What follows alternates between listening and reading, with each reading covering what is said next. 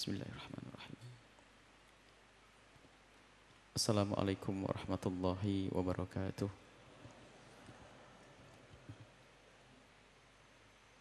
Alhamdulillah. Nahmaduhu subhanahu wa ta'ala hamdan yuwafi ni'amahu wa yukafi'u mazidah. Ya Rabbana lakal hamdu kama yanbaghi li jalali wajhika wa 'azimi sultanika. Subhanaka la nuhsi thana'an 'alaika anta kama athnaita 'ala nafsik. Walakal hamdu walakal syukru 'ala dhalik. Allahumma salli wa sallim ala habibina wa syafi'ina wa maulana sayyidina Muhammad wa ala alihi al-mutahharin wa ashabihi at-tayyibin wa tabi'ina lahum bi ihsanin ila yaumiddin. Allahumma ya Rabbana akrimna ya Rabbana mahabbatak. Akrimna bi mahabbatika wa mahabbati habibika sayyidina Muhammad.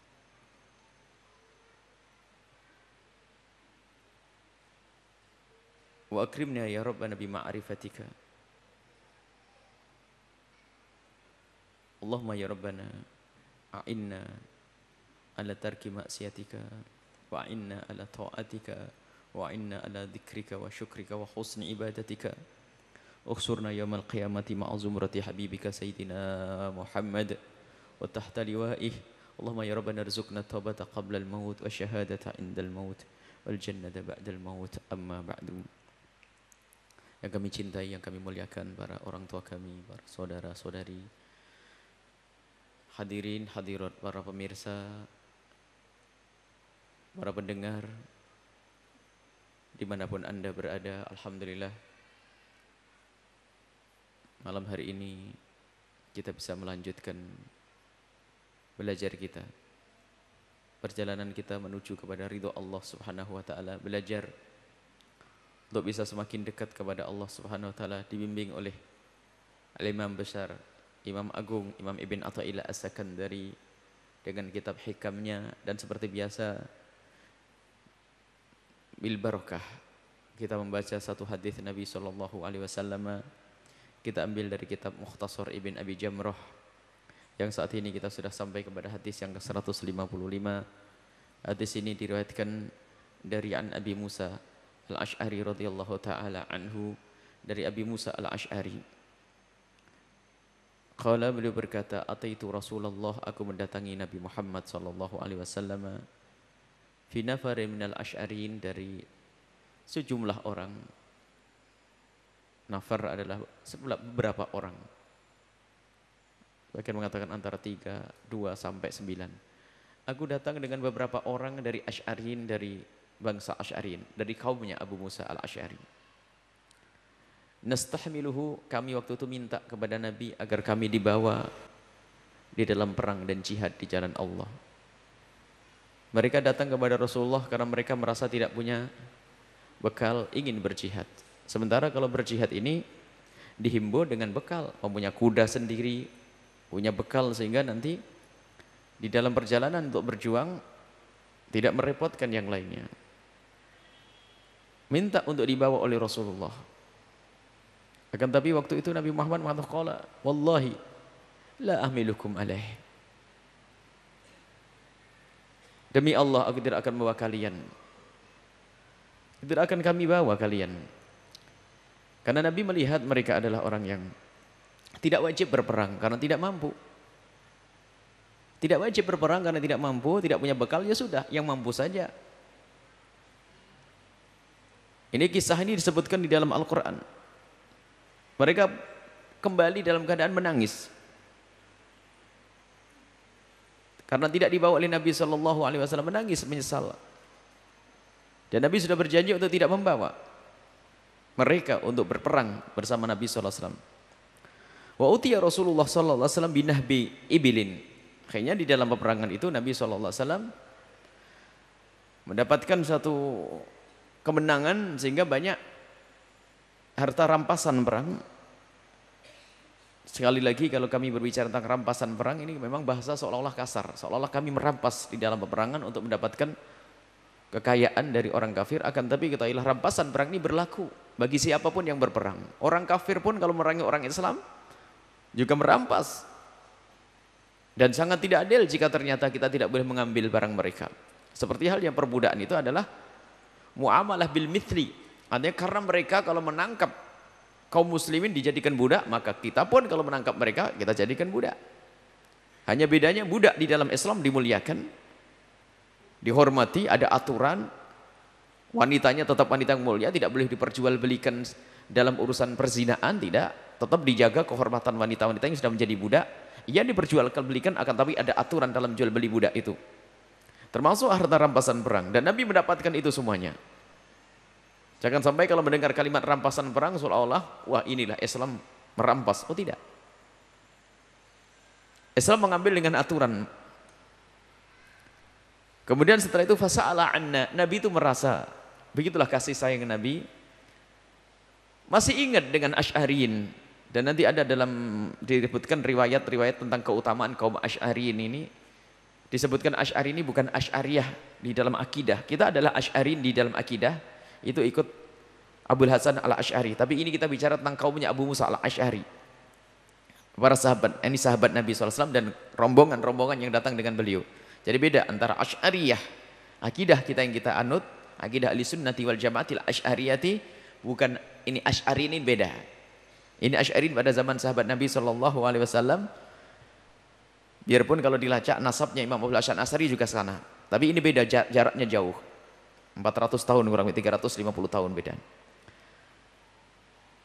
Kemudian Nabi mencari, itulah kelembutan hati Nabi. Dibesarkan hatinya, jangan sampai kecewa. Biarpun tidak ikut perang, akan tapi ternyata menjadi perhatian Nabi SAW. Karena niatnya dilihat oleh Allah dan dilihat oleh Rasulullah SAW. Aina nafarul Asy'ariyun, mana dulu orang-orang Asy'ariyin itu? Kaumnya Abu Musa al-Asy'ari yang pernah datang lalu ingin ikut perang, akan diberi oleh Rasulullah SAW hak mereka. Sebab yang namanya rampasan perang itu ada haknya untuk orang fakir, ada haknya untuk ahli bait Nabi SAW, namanya khumusul khumus, akan dibagi sesuai dengan aturan yang diberikan oleh Allah dan yang aturan Nabi SAW. Fa amara lana bi khamsi dudin ghurrid dara ghurrid dura. Akhirnya Nabi Muhammad memerintahkan untuk memberikan kepada kami sejumlah onta. Kalau namanya daud itu adalah jumlah onta kurang lebihnya antara 2 sampai 9. Ada 5 kelompok. Hurid dhura ini yang pundaknya ada terlihat putih. Maksudnya anggap ini pilihan gitulah, sudah. Onta-onta pilihan diberikan. Falamman talaqna, kemudian setelah itu kami pergi setelah mendapatkan dari Nabi SAW. Kulna ma sana'na. Kemudian kami mengomentari apa yang kami lakukan. Ini Abu Musa al-Asy'ari menyadari bahasanya waktu itu minta kepada Nabi, minta membebani Nabi, merepotkan Nabi, sampai Nabi kepikiran, sampai Nabi memberikan onta itu. Dan di saat mendapatkan onta masih mikir, ini kayaknya nggak baik ini. Kita itu datang kepada Nabi dengan ngerepoti sampai Nabi mikir memberikan pada kita. La yubarak lana. Bisa-bisa ini tidak berkah untuk kita. Faraja'na ilaihi. Faraja'na ilaihi, kemudian kami datang kepada Nabi, takut ya Rasulullah, kami tidak butuh ini semuanya, kami ingin ikut perang. Kami tidak ingin engkau memberikan kepada kami ini ya Rasulullah, akan tapi dengan sesuatu yang tidak lega, atau karena sekedar kasihan atau apa. Takut kami tidak mendapatkan keberkahan dengan pemberianmu ini ya Rasulullah. Inna sa'alnaka an tahmilana.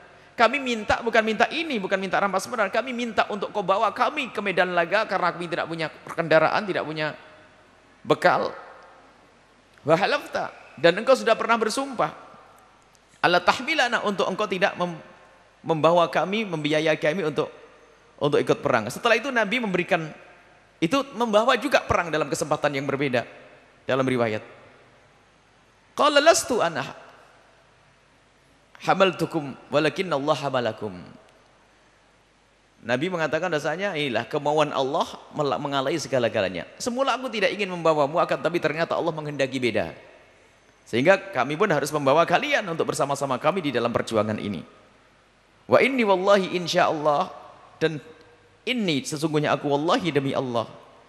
Insya Allah aku la ahlifu, aku tidak akan bersumpah ala yaminin dengan sumpah, fa ara ghairaha, kemudian aku melihat selain itu khairan, lebih bagus, minha, daripada sumpahku, illa ataitul ladzi huwa khairun, kecuali aku akan datangi yang lebih bagus, wa tahallaltuha, kemudian aku jadikan sumpahku itu halal, aku langgar tapi melanggar untuk kebaikan di dalam urusan sumpah. Ini para pensyarah hadis menjelaskan keutamaan kaum Asy'ariyin, pengikut atau kaumnya Abu Musa al-Asy'ari. Kemudian di sini faedahnya adalah kelembutan hati Nabi Shallallahu Alaihi Wasallam, selalu memperhatikan kepada orang yang ingin berbuat baik, tetap dilihat oleh Nabi Shallallahu Alaihi Wasallam. Kemudian setelah itu di sini ada hukum ringan, karena ini adalah majelis hikam, masalah sumpah. Jangan Anda suka bersumpah demi Allah, wallahi, dan seterusnya. Sumpah, ya, sumpah itu biarpun benar tidak dianjurkan lebih banyak sumpah. Sumpah itu biarpun benar tidak dianjurkan. Orang dikit-dikit sumpah, wallahi, wallahi, wallahi, dikit-dikit sumpah. Tidak sebaiknya kita banyak sumpah. Dan kemudian jika kita harus bersumpah untuk meyakinkan, bukan dilarang, tapi ada tujuan. Akan tapi di saat kita sudah bersumpah, ternyata kita melihat yang lebih bagus adalah harus dilanggar sumpah ini. Misalnya apa? Demi Allah, aku tidak akan pergi ke tempat itu. Karena mungkin tempat itu tidak baik. Ternyata dapat informasi tempat itu sudah disterilkan, sudah dibebaskan dari sesuatu yang tidak baik. Ternyata datang ulama ke tempat itu. Waduh, aku sudah sumpah demi Allah tidak datang ke tempat itu. Gimana ini? Datanglah ke tempat itu dan bayar kafarah, denda karena sumpahmu tersebut. Karena kamu bersumpah bukan main-main, kamu sumpah tidak mau dekat ke tempat itu karena tempat itu dulu tidak baik. Misalnya tempat maksiat, ternyata ada perubahan kekuasaan atau apa, dirubah menjadi tempat baik, sehingga aku harus datang ke tempat itu. Datanglah ke tempat itu untuk mengambil kebaikan, dan sumpahmu kamu bayar. Berarti kamu melanggar sumpah. Jadi ada melanggar sumpah yang tidak dosa, yaitu untuk sesuatu yang lebih baik. Sayyidina Abu Bakar pernah bersumpah, Sayyidina Rasulullah bersumpah, demi Allah aku tidak akan membawamu. Tak tahunya dibawa juga itu rombongan. Berarti Rasulullah melihat ini yang lebih bagus. Dan Nabi Muhammad SAW kemudian membayar sumpahnya. Maka kita masuk bab kafaratul yamin.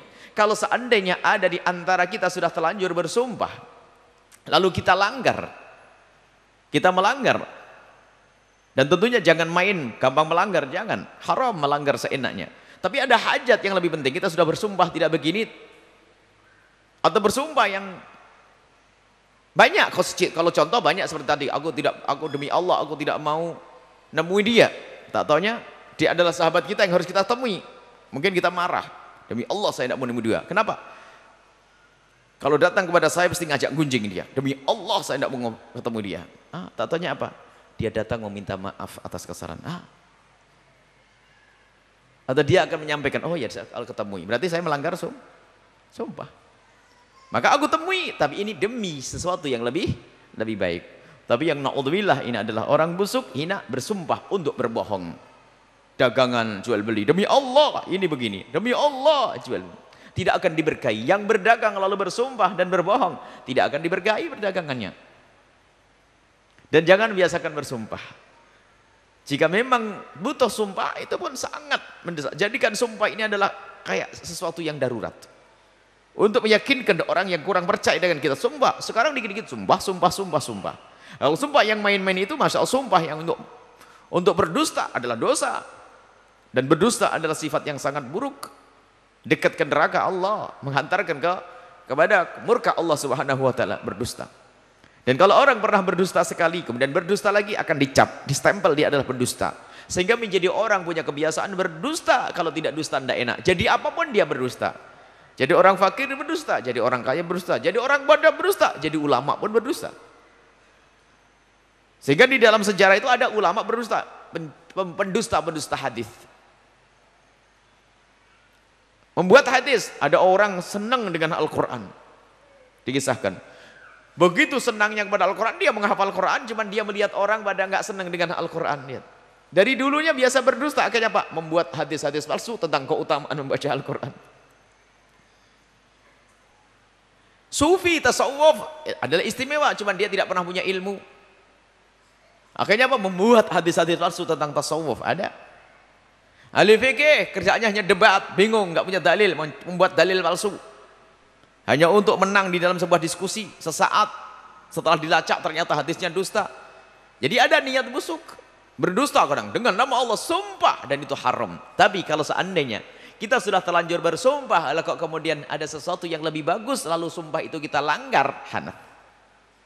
Maka wajib kita membayar kafarah. Fa kafaratu it'amu asyrati masakina, memberi makan 10 orang. Pertama, idku raqabatin. Idku raqabatin, memerdekakan budak. Enggak ada budak. Ini boleh milih. Apakah memerdekakan budak? It'amu asyrati masakin, memberikan makanan 10 orang, setiap 1 orang 1 mud, kalikan 1 mud, 6,7 kali 10. Dan jadikan duit, kalau tidak salah 75.000 nanti jadinya. Jadi tonton 6,7 on kali 10. Berapa? 7 kilo? Setengah ya? 7 kilo setengah berapa duitnya? Beras berapa sekilo? 10.000 ya? Hah? 11.000 ya. Anggap sampai 10 menjadi 75.000 kurang lebihnya semacam itu. Itu adalah kafarah kalau Anda telah melanggar sumpah. Bayar. Ada yang sesuatu lebih baik, langgar sumpahmu karena ada sesuatu yang lebih baik, bayar. Apakah kita memerdekakan budak? Enggak ada budak di sini. Memberi makan 10 orang atau memberi baju 10 orang. Jika sudah tidak bisa itu puasa 3 hari. Dan tidak harus berturut-turut. Puasa 3 hari. Itu namanya kafaratul yamin. Ini adalah kafarah, tebusan atau bayaran atau denda atau hukuman bagi orang yang melanggar sumpahnya. Dan ingat, jangan sampai kita main-main sumpah. Melanggar sumpah yang semacam ini terjadi pada Nabi dan orang-orang mulia karena melihat sesuatu yang lebih bagus, sesuatu yang lebih manfaat. Semua lelah bersumpah, dilihat itu yang bagus, ternyata yang lebih bagus lagi, maka saat itu dia hendaknya melanggar sumpah. Ada suatu kata, demi Allah aku tidak mau makan pisang. Tidak mau makan pisang. Tatanya ibundanya datang, nak makan pisang nak ya. Ibu yang nyuruh. Iya Mi, saya makan Mi.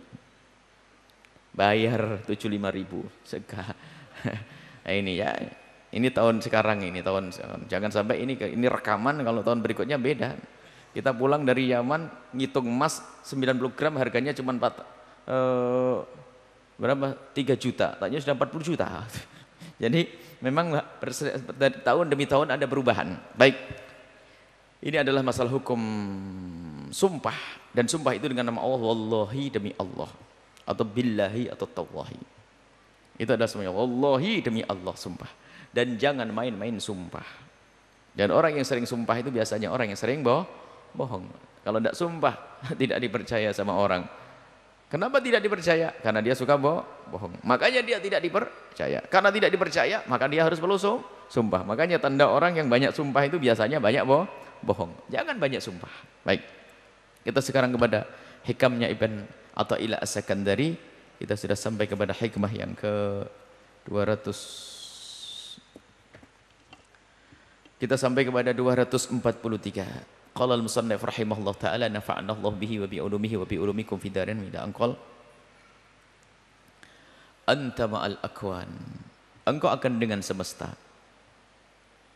Engkau dengan dunia. Engkau dengan makhluk.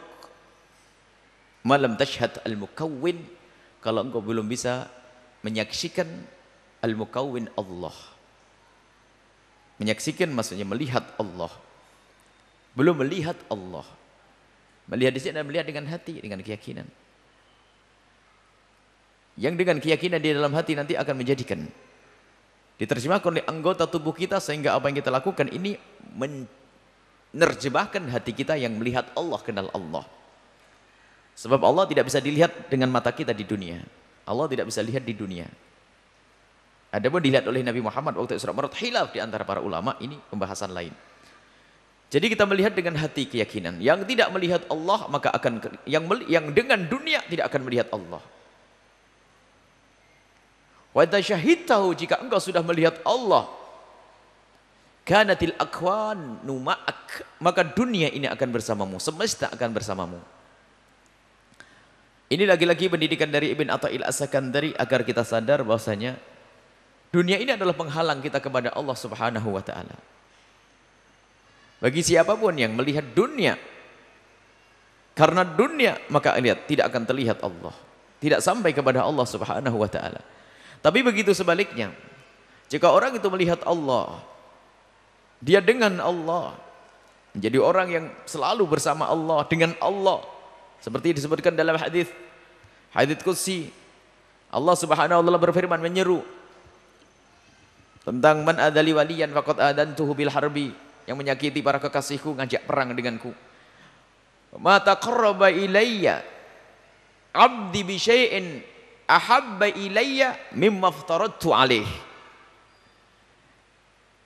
Tidak ada seorang hamba yang mendekatkan diri kepadaku dengan sesuatu yang lebih aku cintai melebihi daripada melakukan kewajiban dulu. Jadi mula-mula orang menjalankan kewajiban kepada Allah.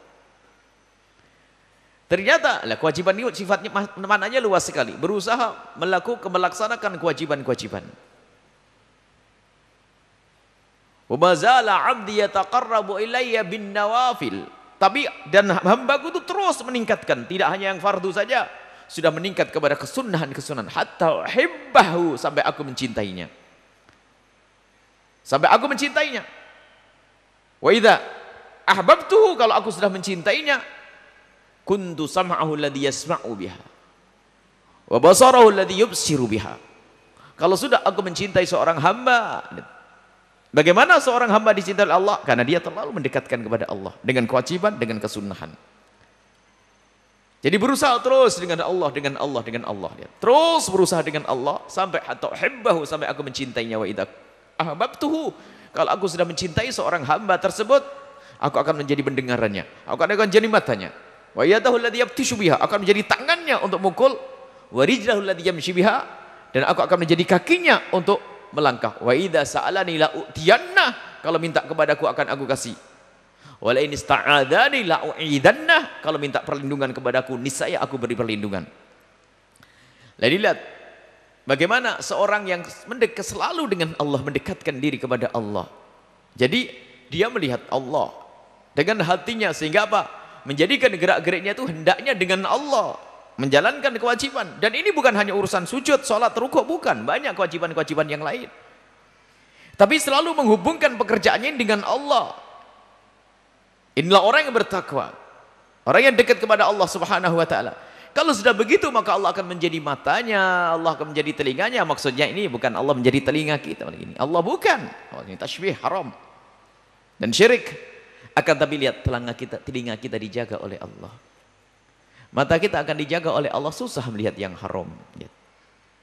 Susah melihat yang haram. Susah dengar yang haram. Susah kaki melangkah kepada yang haram. Susah tangan untuk melakukan yang haram. Susah. Makanya bersyukurlah dan rasakan diri kita sendiri. Jika Anda adalah seorang hamba yang susah melakukan kemaksiatan, tanda Allah mencintai Anda. Begitu sebaliknya, ada seorang hamba yang Masya Allah, kemaksiatan akan terjadi biarpun gak sengaja kadang-kadang. Pengen ke sana, ketemu maksiat, lakukan. Ada orang mau bermaksiat susah, mau nyuri gak jadi, orangnya gak tidur-tidur. Mau berbuat zina, tabrakan, gak jadi berzina. Jadi ada aja penghalang, mau melakukan keharaman di stop oleh Allah. Dengan bermacam-macam cara. Kadang di stop dengan hukuman, ada di stop dengan kasih sayang. Ada. Tidak jadi, mau bermaksiat susah. Itu tanda orang yang dicintai oleh Allah. Tapi ada ini. Berarti Allah telah menjadi tangan kita, Allah menjadi mata kita, Allah menjadi anggota tubuh kita. Mau bermaksiat susah. Tapi ingat, awas, jangan masuk bab tatsim, bukan menjadi tangan ini, bukan. Maksudnya Allah menjaga tangan kita. Akan tapi begitu mudahnya sebagian orang yang bermaksiat, subhanallah. Memang hamba dihinakan oleh Allah. Ketemu kawan satunya, diajak gunjing. Pindah ke sebelahnya, diajak zina. Grup sebelahnya, diajak mabuk, nasib dia. Ketemu kawan semuanya mengajak ke neraka jahanam. Dan dia ikut. Dan naudzubillah, maka kita harus sadar. Akan tapi ada sebagian hamba yang memang susah melakukan maksiat karena apa? Dijaga oleh Allah Subhanahu wa taala. Nah, bagaimana agar kita seperti itu? Dengan Allah. Membiasakan dengan Allah Subhanahu wa taala. Karena jika engkau dengan Allah, maka ketahuilah semesta ini akan menjadi abdimu. Semesta ini akan menjadi abdimu. Dalam bahasa orang ini yang sering kita dengar punya keramat. Karamah. Semesta akan mudah untuk ditundukkan. Kalau dulu ada orang menyuruh harimau jalan, ini. Pasir jadi emas dan sebagainya. Ini kan karamah ini. Akan tapi ingat, maknanya lebih luas. Kita jangan disibukkan dengan keramat-keramat semacam itu. Ini kejadiannya hanya sesaat-sesaat. Khawarikun lil'adah, ya kan, yang khawarik. Sesuatu yang luar biasa terjadi kepada para kekasih Allah. Tiba-tiba menjadikan pasir jadi beras dan sebagainya. Itu hanya sesaat-sesaat. Akan tapi yang dimaksud di sini bukan itu. Biarpun hal itu bisa saja masuk, akan tapi lebih luas. Karena apa? Jika engkau dengan Allah, maka ketahuilah semesta akan di tanganmu. Semesta akan tunduk kepadamu. Kalau engkau dengan Allah Subhanahu wa taala. Kanatil aqwan ma'ak. Jadi kanatil aqwan ma'ak, maka semesta akan bersamamu, itu bukan berarti hak merubah semesta ini adalah sudah jadi milikmu. Maka ini ada yang perlu dijelaskan. Ada sebagian orang yang meyakini bahasanya kalau sudah menjadi waliullah itu nanti bisa membuat apa saja, semuanya sendiri. Oh enggak. Yang namanya mukjizat bagi Nabi SAW, terus keramat bagi wali, itu adalah karena Allah menghendaki. Bukan sesuai dengan kehendak kita, bukan. Karena ada seorang hamba yang dicintai oleh Allah, kemudian Allah ingin melindunginya. Dulu nggak pernah punya ilmu silat, tiba-tiba jadi bisa silat. Ini kisah-kisah para pejuang-pejuang zaman dulu. Tidak pernah berguru silat dan sebagainya. Tidak pernah berguru ilmu perang dan sebagainya. Tapi Allah beri ilmu. Ini adalah termasuk karamah. Di saat mendesak, tiba-tiba bisa menjadikan kisah-kisah yang kita dengar dari Wali Songo dan sebagainya. Itu terjadi, tapi tidak setiap saat. Lah kalau tidak setiap saat. Sehingga menjadi merubah sunnatullah. Walan tajida li sunnatillahi tabdila. Sunnah Allah tidak akan bisa berubah. Makanya kita perlu berubah ini. Cara berpikir ini, memang keramah itu ada. Selama ini kita coba. Ini kita sering dicekoi dengan kisah-kisah semacam itu. Kalau cerita Wali Songo, kita itu tidak pernah mendengar cerita film-film yang ada pun hanya film yang keramat-keramat, hal yang semacam itu. Kita tidak pernah cerita tentang keramat keistiqomahan beliau-beliau. Keramat ada. Syekh Yusuf An-Nabhani menyusun Jami' Karomatul Auliya. Ada berita tentang keramat-keramat. Akan tapi keramat sesungguhnya adalah istiqomah, lihat. Bagaimana Imam besar Imam Asy-Syafi'i radhiyallahu anhu. Hampir tidak pernah dinukil dari beliau cerita Imam Syafi'i terbang, jalan di atas air, enggak ada. Tertutup dengan keramat-keramat keistiqomahannya. Jadi Allah, kalau kita sudah dengan Allah, maka semesta itu akan bersama kita. Maksudnya apa? Allah dengan lutfillah, dengan kasih sayang Allah, dengan rahmat Allah, dengan kecintaan Allah kepada hamba yang selalu dengan Allah itu, lihat semesta akan bersamanya. Jika terjadi kepada sebagian orang dengan bisa membuat itu pasir dan sebagainya, itu hanya kejadian sesaat, tidak selamanya. Kalau selamanya akan merubah sunnatullah, dan sunnatullah tidak akan berubah lagi. Sunnatullah itu Allah, ikut perintah Allah, tunduk kepada Allah, sehingga rembulan begini dan sebagainya itu. Nah kalau nanti ada sebagian hamba diberi hal yang semacam bisa menghentikan matahari dan sebagainya, satu berubah. Makanya keramat itu sesaat-sesaat dan tidak bisa diminta terus. Tapi Allah memberikan kepada seorang hamba karamah ini sesaat. Sehingga namanya sesaat tidak akan merubah sunnatullah. Tapi ini enggak, ini karamah yang sesungguhnya, karamat yang sesungguhnya. Kalau engkau dengan Allah, semesta akan tunduk kepadamu dan tidak akan membahayakanmu. Makanya dari itu apa? Jika Allah ingin menyelamatkan seorang hamba yang dicintai, misalnya, hamba yang dicintai oleh Allah, ingin diselamatkan oleh Allah dari malapetaka. Tidak perlu, misalnya Allah menurunkan petir kepada orang-orang tersebut. Cukup Allah meminggirkan orang tersebut.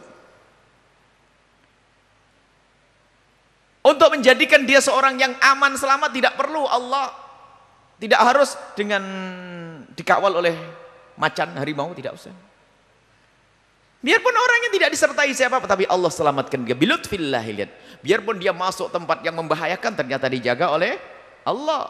Berarti semesta ini adalah tidak membahayakannya. Tidak berbahaya untuknya. Jadi kita harus paham makna ini. Jadi jika engkau dengan Allah, maka biarpun tidak tampak keramat-keramat seperti ini yang pernah kita dengar. Dan kita iman akan adanya keramat. Kejadian yang luar biasa kepada Sayyidah Maryam. Di musim panas ada, buah musim dingin ada.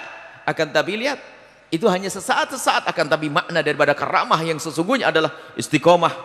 Allah berikan kemuliaan kepadamu, istiqomah di dalam ibadah. istiqomah di dalam menjauhi kemaksiatan. Karamah yang sesungguhnya termasuk penjagaan-penjagaan dari Allah. Kalau keramah hanya urusan terbang saja, apa sih kelebihan dari orang bisa terbang? Dari dulu burung terbang tidak pernah bangga dia. Sekarang orang pengen punya ilmu terbang, ilmu keramat. Ada santri keblinger pengen punya keramat, puasa setiap hari hanya pengen terbang ke Mekah nih. Dia cari duit naik haji nanti umrah. Ini ada santri kantuan pengen sampai setiap ijazah ke kiainya pengen bisa terbang. Ada lagi pengen ngilang, mau ngapain? Mau nyuri ngilang, ilmu ngilang, aneh-aneh ini santrinya itu. Lebih aneh lagi gurunya. Ya jual ilmu ngilang, ngapain ngilang? Ilmu ngilang, masya. Puasa pun jadi puasa aneh-aneh, tidak ikut petunjuk Nabi Shallallahu Alaihi Wasallam. Katanya pengen keramat, ilmu keramat. Terserah namanya ilmu apa, ilmu keramat, ilmu keramat. Karamah pemberian dari Allah karena seorang hamba yang dekat kepada Allah Subhanahu Wa Taala, dicintai oleh Allah Subhanahu Wa Taala. Jika ada orang bisa merubah pasir jadi beras, lalu bisa menjadi kaya, tidak mengagumkan. Ini orang bisa kaya dengan usaha. Paling aneh, oh kayamu hanya cuma begitu saja, tiba-tiba jadi. Tidak sesuatu yang luar biasa, tidak dahsyat. Makanya kita sering menceritakan tentang orang-orang dahulu itu hanya dengan keramat-keramat model ini menjadikan terlena. Sementara yang keramat yang perlu kita kagumi adalah, yang lebih perlu kita kagumi adalah bagaimana mereka itu adalah bisa istiqomah. Dalam keadaan seperti itu masih bisa menegakkan syariat Nabi Muhammad. Lihat bagaimana mendidik keluarga mereka itu.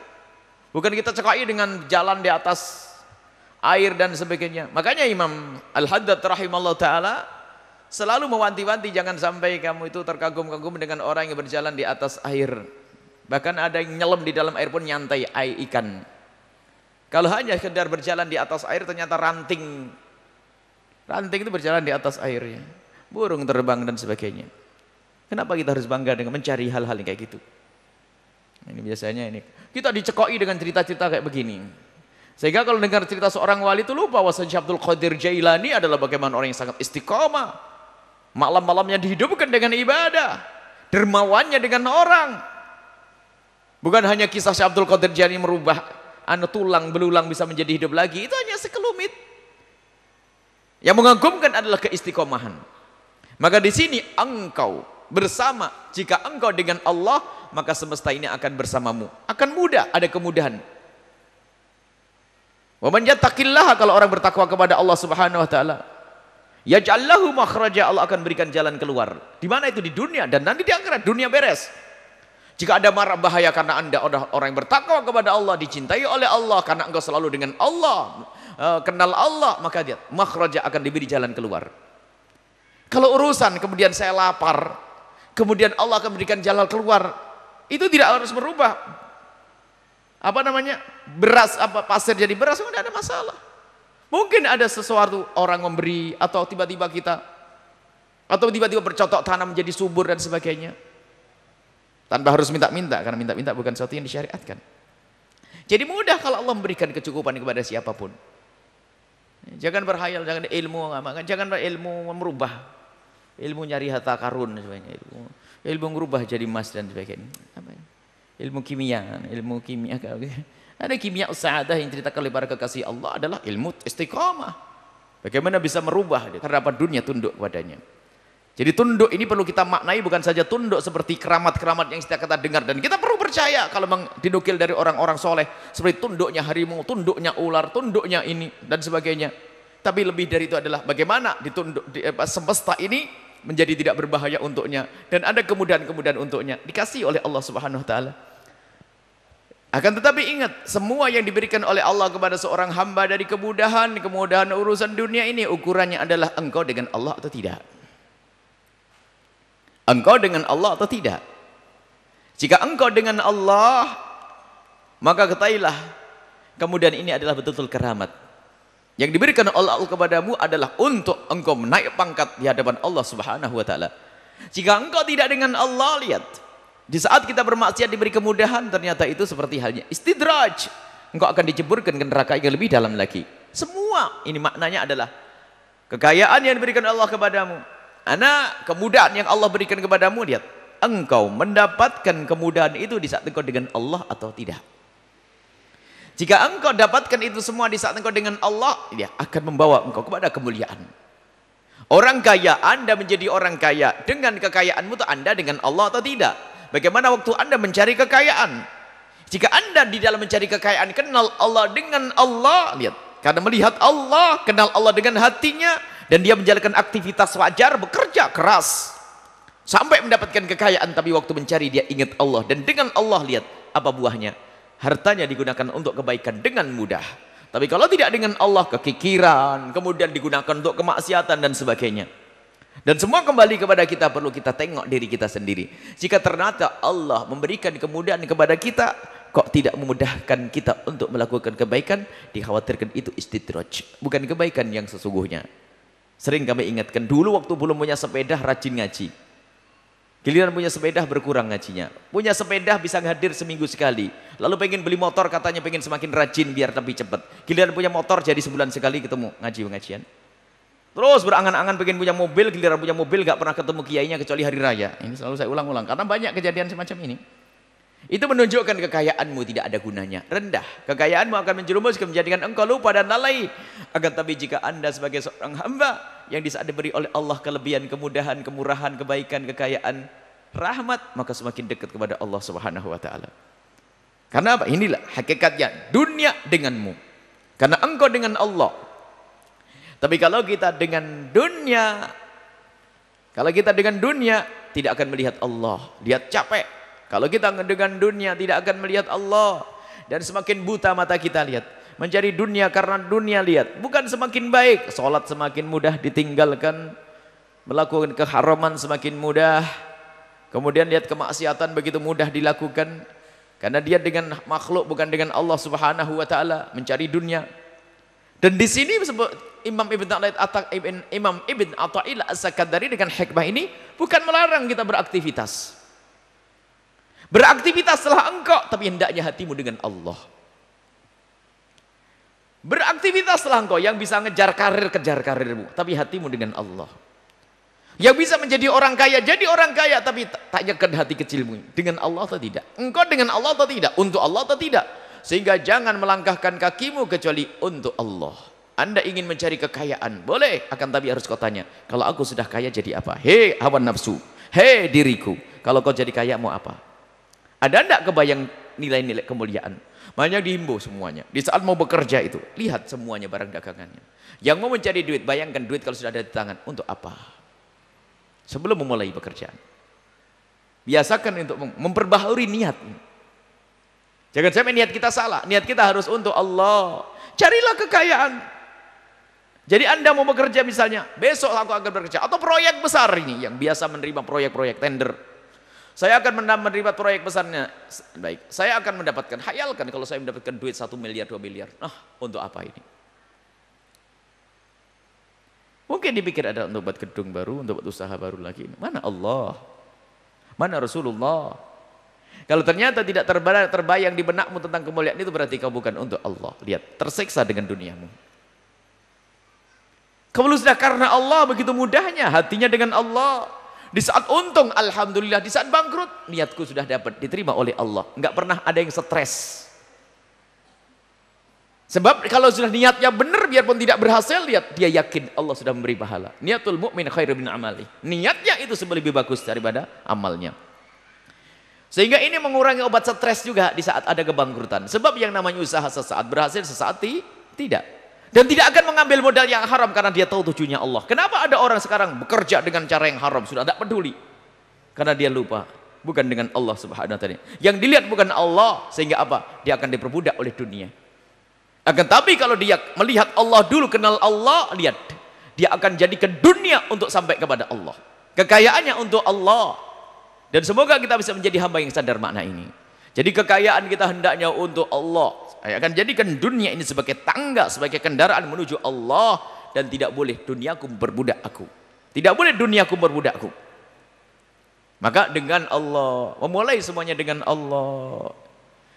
Para a'immah termasuk Imam Haddad rahimahullah ta'ala dalam kitab Risalah Mu'awanahnya. Kemudian Imam Ghazali dalam Bidayatul Hidayahnya. Imam Nawawi kitab Arba'in Nawawiyah.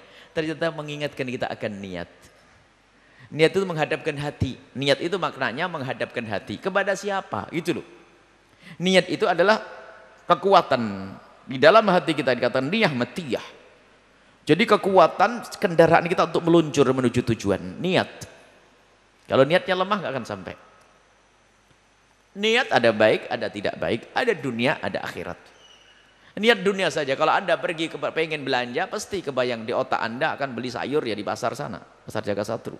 Ya, sayur niatnya bener kan apa? Untuk masak anak-anakku nanti harus makan. Niat nyampe ke sana. Kalau pengennya masak mie kemudian mau beli sayur gak ada niat, gak akan beli sayur. Jadi niat itu urusan dunia. Anda niat dengan Allah pun demikian, untuk Allah. Jadi hendaknya kita senantiasa memperbaharui niat kita. Dan ingat ini selalu kami ingatkan. Ingat niat karena Allah. Niat karena Allah. Ketahuilah sebaik apapun kebaikan yang kita lakukan, jika bukan karena Allah, maka tidak akan kita mengambil buahnya. Tidak ada buahnya. Jadi Imam Ibn Athaillah mengajari ma'al mukawwin, dengan Allah hendaknya engkau. Dengan Allah. Ingat ada 3 manusia yang disebutkan oleh Allah, oleh Rasulullah dalam satu hadis sahih. Imam Bukhari meriwayatkan tentang 3 model manusia. Yang pertama adalah seorang yang alim menuntut ilmu. Orang yang alim menuntut ilmu. Ilmu padahal. Dan sampai punya jamaah, punya sebagai seorang alim besar, punya murid besar. Banyak muridnya. Di saat ditanya oleh Allah, untuk apa kau menuntut ilmu? Karenamu ya Allah. Dan Allah lebih tahu, tidak bisa dibohongi. Allah menjawab, kadzibta, kau berdusta. Kau menuntut ilmu hanya ingin dibilang sebagai seorang yang paling alim, paling hebat, pemikir, jago nulis, jago debat, jago diskusi, jago ceramah. Dan sanjungan itu sudah kau dapatkan di dunia sana, kau cebur neraka jahanam sana. Orang alim. Gara-gara apa? Niatnya salah. Listimalati wujuhin nas. Untuk bagaimana dikagumi oleh orang. Menuntut ilmu hanya untuk dikagumi orang. Yang kedua adalah orang yang berjihad di jalan Allah, di medan laga. Oh, di medan laga berjihad di jalan Allah. Kalau ada kemungkaran langsung Allahu Akbar. Ditanya oleh Allah, apa yang kau inginkan dari jihadmu itu sampai kau mati di medan laga? Dia menjawab, karenamu ya Allah. Dan Allah lebih tahu niatnya dulu waktu di dunia. Allah menjawab, kadzibta, kau berdusta. Kau menyuarakan takbir bukan karena aku yang sesungguhnya, hanya karena besok biar dicatat di koran. Benderamu biar terlihat yang paling depan. Sehingga kalau kau diam saja takut dibilang tidak sebagai pejuang. Sehingga kamu setiap ada sesuatu mesti yang paling depan, hanya pengen disebut sebagai pejuang. Paling pantar nyuruh Allahu Akbar. Hanya pengen kelihatan tangannya diangkat, serem. Kemudian besok terlihat di Quran bahwasanya kelompok ini telah berjuang di jalan Allah. Kau hanya ingin disanjung oleh manusia sebagai pejuang, dan itu sudah disebut kau di dunia masuk neraka jahanam. Yang ketiga adalah siapa? Orang kaya. Orang kaya yang bersedekah, sedekah sana kemari. Hebat sedekahnya. Akan tapi ternyata dengan sedekahnya itu ditanya oleh Allah, untuk apa? Karenamu ya Allah. Allah Maha tahu niatnya waktu di dunia dulu. Kadzibta, kau berdusta. Kau bersedekah banyak memberikan kepada manusia, hanya pengen disanjung oleh manusia dan sana masuk neraka jahanam. Nah, inilah kebaikan yang kita lakukan ini selagi bukan karena Allah, nggak ada dugannya dan sia-sia. Dan kalau sesuatu yang kita lakukan karena Allah, kita ngerti. Dalam bahasa lain kita akan menghadiahkan untuk Allah. Akankah kita menghadiahkan untuk Allah yang Maha tahu tentang sesuatu yang bakal dihadiahkan, lalu kita berikan sesuatu yang jelek? Mustahil. Anda akan menghadiahkan kepada satu orang yang ngerti tentang barang tersebut. Nggak akan Anda beri barang palsu, sebab barang palsu bakal ditolak. Kamu ini kurang ajar ngasih saya barang palsu. Apalagi disusupkan racun, nggak mau. Allah Maha tahu tentang kita dan amal kita. Maka kalau kita ingin hadiahkan kepada Allah, harus amal yang karena Allah bersih, karena Allah Subhanahu Wa Taala. Kalau kita berikan hadiah pada seorang, contoh saja hadiah roti. Kita tahu rotinya roti tidak berkualitas atau apa saja, dan dia ngerti ini bukan barang bagus dan ini barang palsu. Dia akan mencibir dan memberi hadiah kepada aku barang. Atau memberikan kambing tapi bangkai. Kambingnya gede tapi bangkai, nggak ada rohnya. Sama seperti kita memberikan hadiah kepada Allah, Allah tidak butuh. Maksudnya ini gambaran. Walillahil mathul a'la. Kita memberikan kepada Allah amal kita, tapi nggak ada rohnya, nggak ada ikhlasnya, bukan karena Allah. Dan Allah Maha tahu kau berbuat bukan karena aku. Nah ini maka Imam At-Tahawi asalkan dari Imam bahwa, hayo hendaknya kita selalu dengan Allah. Makanya niat ini, benahi niat kita. Niat kita di saat kita melakukan segala aktivitas. Jangan lupa untuk kita duduk sejenak, menghadirkan niat, ya Allah, aku ingin bekerja ini karena Allah. Aku akan duduk di kursi jabatan. Hari ini aku dilantik sebagai seorang begini, Allah. Setiap bulan aku akan mendapatkan gaji semacam ini, ya Allah. Ada gambaran untuk ini, untuk ini, untuk ini. Dan ini akan aku perjuangkan jabatan ini hanya karenamu, ya Allah. Lihat. Kalau sudah karenamu, ya Allah, lihat kalimat ini ada. Dirasa kalau hatinya nggak peduli apakah besok dipecat atau tidak. Dia akan menegakkan syariat Nabi SAW. Tapi kalau bukan karena Allah, lihat. Dia mengambil jabatan karena tahun depan biar diangkat lagi, atau 5 tahun lagi biar naik lagi, sudah tidak karu-karuan di sini. Bukan karena Allah lagi, lihat. Atau bekerja, biarpun dia ingin sedekah dan infak, tapi bukan karena Allah. Dia memperjuangkan orang fakir di sana, orang yatim piatu di sana. Wah, saya punya proyek besar nih, punya tanggung jawab besar. Banyak yatim piatu, orang fakir di sana dan sebagainya. Maka saya harus bekerja keras. Tapi bukan karena Allah. Apa buahnya? Dia akan mengambil modal yang tidak karu-karuan. Yang penting dapat duit, mungkin ngambil dari riba dan seterusnya. Ada orang pengen menolong orang tapi mengambil modal dari riba. Dari sesuatu yang ada ribanya. Tidak berkah, biar menolong orang nggak dilihat oleh Allah Subhanahu wa taala. Tapi kalau sudah lurus tadi, kalau kita dengan Allah, maka ketahuilah langkah-langkah kita dengan dunia ini, mencari dunia akan selamat. Maka berbahaurilah niatmu. Niat terus kita berbahauri. Setiap kita ingin melakukan kegiatan, hendaknya kita selalu ingat, ini karena Allah atau tidak. Kalau bukan karena Allah, lihat, tidak ada nilainya. Termasuk yang berjuang nih, wahai para pejuang, ingat niat yang mulia yang sudah kita lakukan. Kita ketahuilah, jika kita benar niatnya, yang bangun pondok, bangun masjid, sepanjang masjid ini digunakan, bahkan di saat tidak digunakan, pahalanya tetap mengalir. Apalagi jika sampai keluar ulama-ulama dari pondok pesantren tersebut, terus sepanjang mereka berbuat baik akan nyampe kepada orang yang berbuat baik. Tapi kalau niat yang nggak benar, lihat, terputus, tidak akan nyampe pahala itu, sangat rugi. Maka hendaknya kita memperbaharui niat kita terus. Kemudian ingat, yang namanya setan selalu akan menghadang kita. Setan itu selalu akan menggoda. Kalau yang di jalan yang sesat sudah, kalau sudah niat yang nggak benar dibiarkan sama setan terus. Tapi yang di tempat yang benar ini bahaya. Di tempat yang benar ini setan nongkrong. La aqudanna lahum siratal mustaqim, kata setan. Aku akan tongkrongin di tempat yang baik ini. Mula-mula niatnya benar, mau ngaji, niat karena Allah. Hadir majelis karena Allah, sedekah karena Allah, semuanya karena Allah, benar niatnya. Tapi ketahuilah setan tidak senang ada orang masuk surga, dibisikin, digoda di tengah jalan. Dan ceritanya setan nongkrong di tempat-tempat kita kayak gini, menggoda sehingga menjadi tidak tulus, tidak ikhlas dan sebagainya.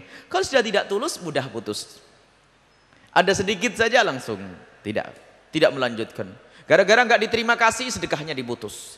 Gara-gara kurang dihargai, sudah nggak dekat lagi. Oh, lihat, bukan karena Allah.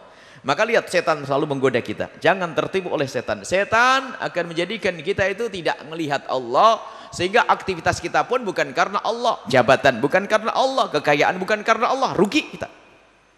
Tapi kalau kita sadar semua yang kita lakukan dengan Allah dan karena Allah, maka ketahuilah kemudahan akan diberikan oleh Allah Subhanahu wa taala kepada kita, dan kita tidak akan merasa beban hidup di dunia ini.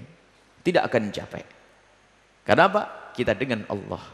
Sehingga keramat-keramat yang kalau selama ini kita mendengar beras, apa pasir jadi beras, kita tidak susah urusan makan dan sebagainya. Karena apa? Kita tidak menjadi orang yang tamak, sehingga kita bisa mencukup ala kadarnya dan tidak pernah susah karena hati kita dengan Allah Subhanahu wa taala.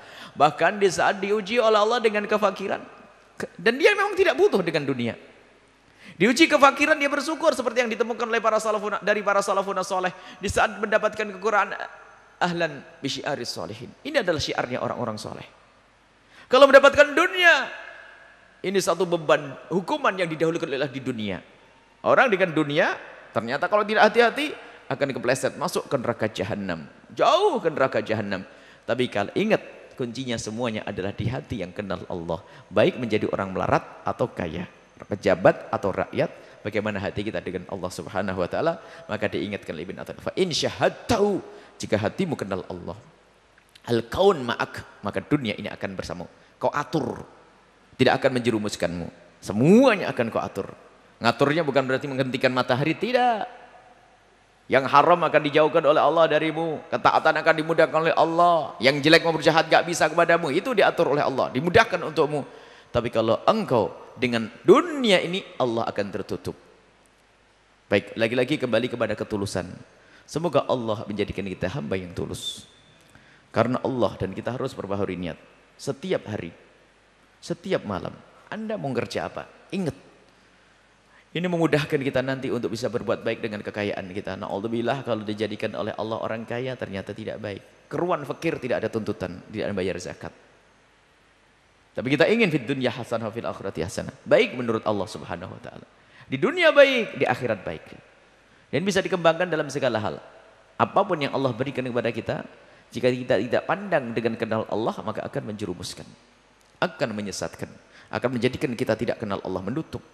Dan banyak lihat dunia, jangan dianggap yang menutup Allah itu dunia yang gede.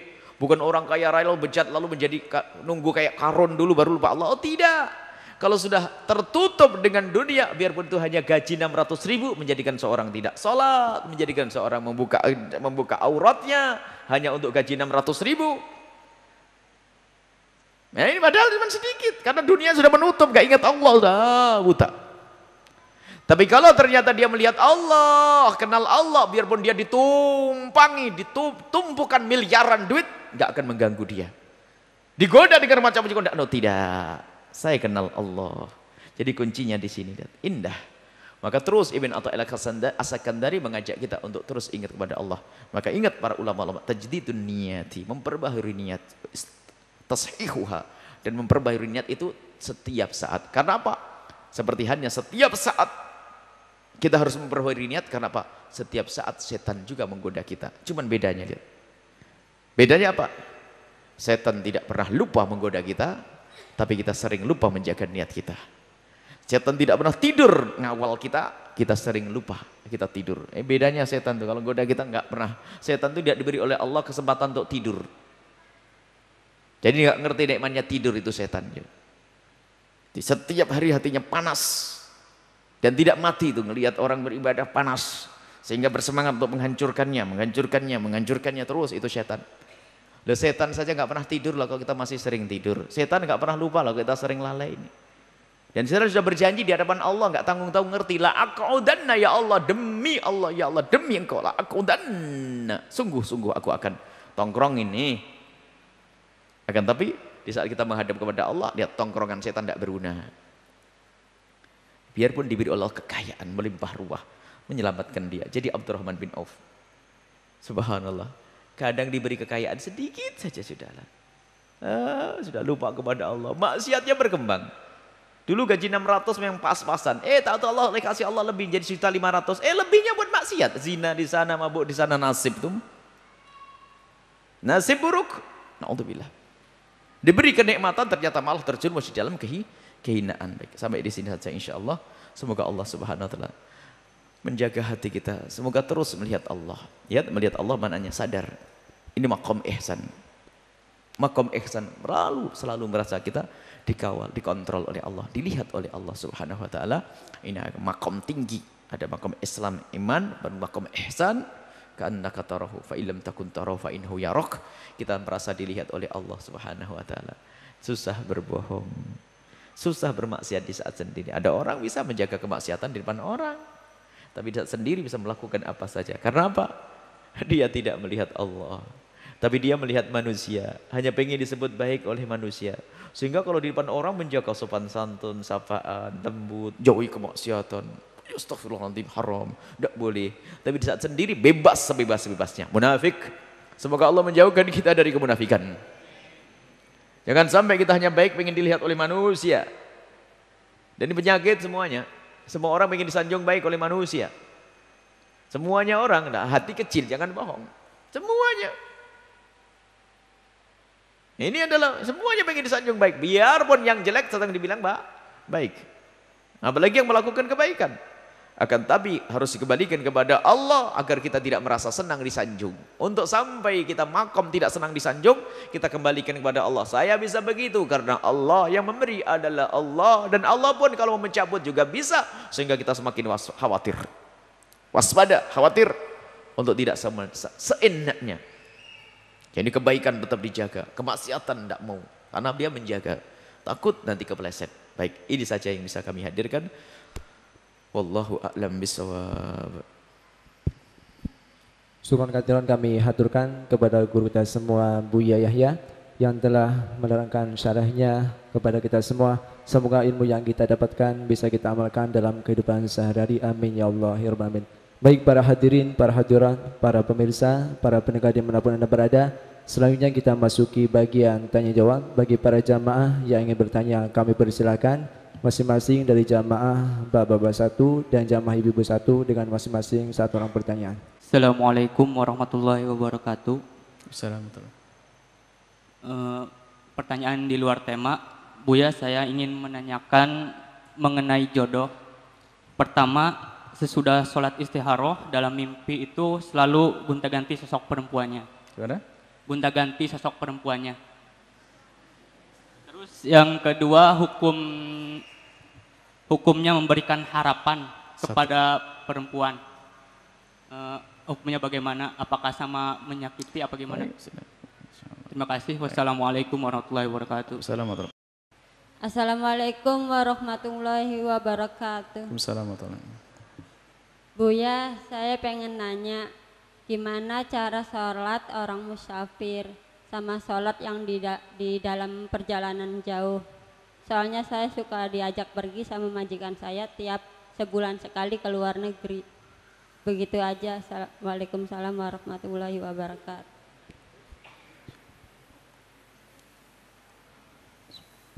Bismillahirrahmanirrahim. Pertanyaan pertama adalah istikharah. Istikharah itu sunnah. Di saat kita dihadapkan kepada pilihan lebih dari satu.